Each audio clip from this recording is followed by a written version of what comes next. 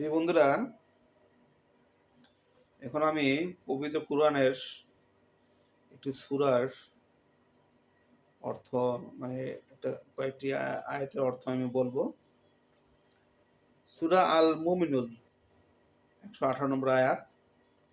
এই আয়াতে বলা হয়েছে যে, হে আল্লাহ, আমাদেরকে ক্ষমা করুন ও দয়া করুন, নিশ্চয়ই আপনি দয়ালুদের মধ্যে শ্রেষ্ঠ দয়ালু। বন্ধুরা দেখুন, আল্লাহ তাআলা তার কোরআন শরীফে কি বলছেন যে, হে আল্লাহ, আমাদেরকে ক্ষমা করুন ও দয়া করুন, নিশ্চয়ই আপনি দয়ালুদের মধ্যে শ্রেষ্ঠ দয়ালু। আল্লাহ তাআলা হলেন অসীম দয়ালু। আল্লাহ তাআলার মতো দয়ালু কেউ নাই। আল্লাহ তাআলার মতো মহান আল্লাহ তাআলার মতো আপনি প্রীতি কেউ নাই। চিন্তা করুন যে আপনি মানুষ, আপনি যদি একটা খেলনা তৈরি করেন, সেই খেলনা যদি আপনার কথা মতো না চলে, আপনি কি করবেন? সেই খেলনাটাকে আপনি ভেঙে ফেলবেন। কিন্তু দেখুন আল্লাহ তাআলা কত বড় দয়ালু, আল্লাহ তাআলা আমাদের সৃষ্টি করছে। কিন্তু আল্লাহ তাআলা আমরা কথা শুনি না। আল্লাহ তাআলা যেগুলো বলছেন সেগুলো আমরা পালন করি না। তারপর কি আল্লাহ তাআলা আমাদের মারছে? মারছে না। বরঞ্চ আল্লাহ তাআলা আমাদের দয়ালু দিয়ে বেঁচে রাখছে। আমরা আলো, বাতাস, খাদ্য, পানি দিয়ে আমাদের বেঁচে রাখছে।